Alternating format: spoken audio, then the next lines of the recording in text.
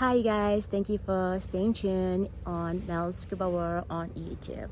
So today's topic, I just want to be talking about like water assessment for your students.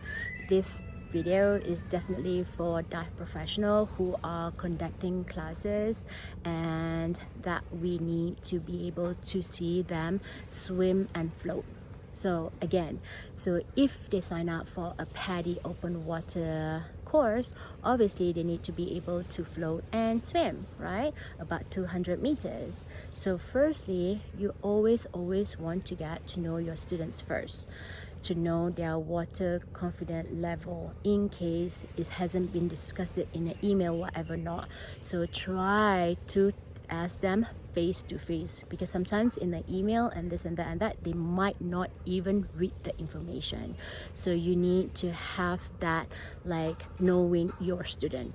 So yes, I would actually ask them, have you ever swim in a swimming pool before? Have you ever snorkel in a sea before? This and that kind of a very common question.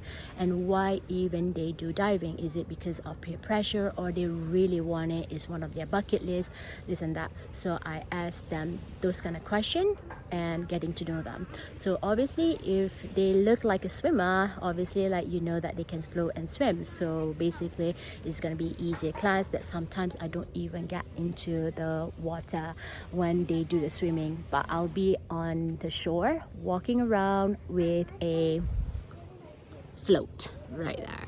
So yeah, again, obviously it's really good to get into the water with them instead of like on the surface, like a indirect supervision.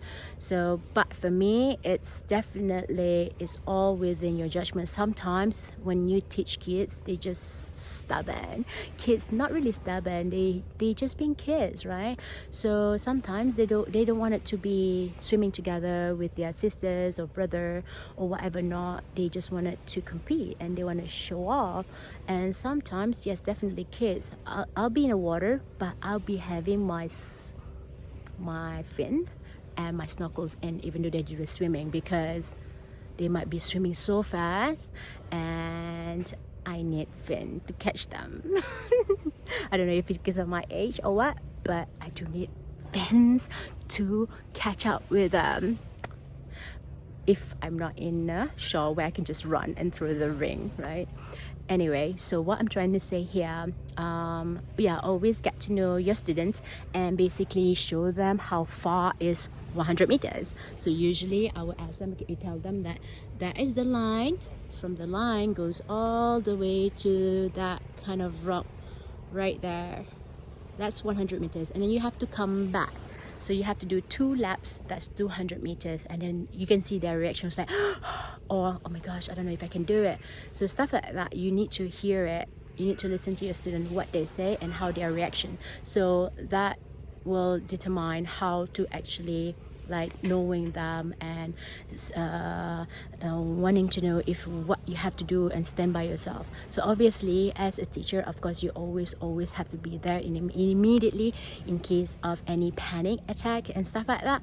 But obviously you want to see their reaction and even ask them to even float first and see how they are in floating, right? So that's one of the things that I want to talk about. And for me personally, if you have to do a 100 meter swim, right, do you go horizontal parallel towards the shore, or do you go deeper, right?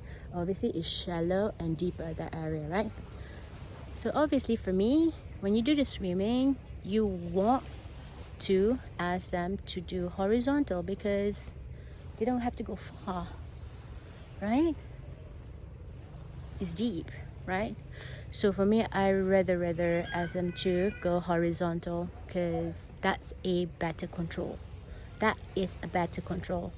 So instead of like going deeper, they can actually like drown or panic, or maybe they see urchins, more aquatic like that. So while swimming they see stuff, so they be more worries. So try to eliminate that and minimize things, right?